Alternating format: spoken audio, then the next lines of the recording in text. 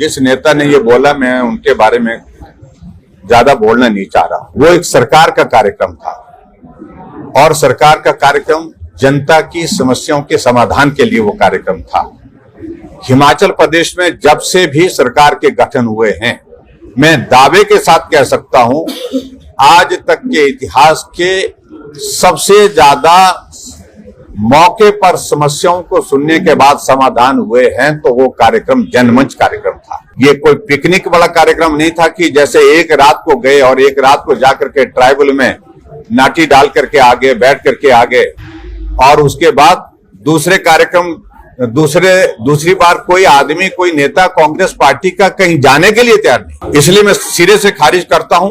वो सरकार का कार्यक्रम था और ऐसी बातों को करने वाले जो लोग हैं वो राजनीतिक दृष्टि से हमारे लिए कोई महत्व नहीं रखते हैं। उनका जवाब देने की आवश्यकता भी नहीं है। और हमारी सरकार ने जो काम किया है जनमंच के माध्यम से, वो हमेशा के लिए मौके पर वहां पर पानी का कनेक्शन का ऑर्डर होता था, मौके पर बिजली का कनेक्शन लगता था, मौके पर गैस का कनेक्शन दिया जाता था, बांटा जाता था, सिलेंडर वहीं समय पर भी दिए गए। जनमंच पे हमने ये भी कार्यक्रम उसने साथ में रखा था।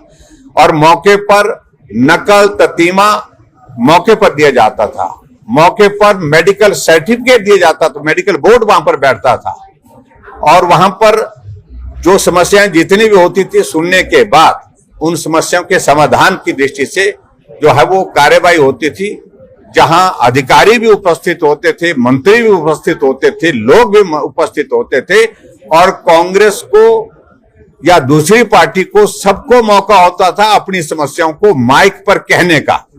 और यहां समस्या की बात तो दूर की बात, यहां पर किसी को ऐसे भी कहने की जो है कोई गुंजाइश नहीं है कांग्रेस पार्टी की सरकार में। और जबकि जनमंच में सबको खुले बोलने का अधिकार दे रखा होता कि आप बोलिए, आपकी समस्या क्या है, और मौके पर उसको सुनने के बाद समाधान किया जाता था। आप देखिए इंडस्ट्री डिपार्टमेंट में नालागढ़ बद्दी की एसपी जो है वो रातों रात छोड़ करके चले क्यों गई है, कहां गई है, क्या वजह है?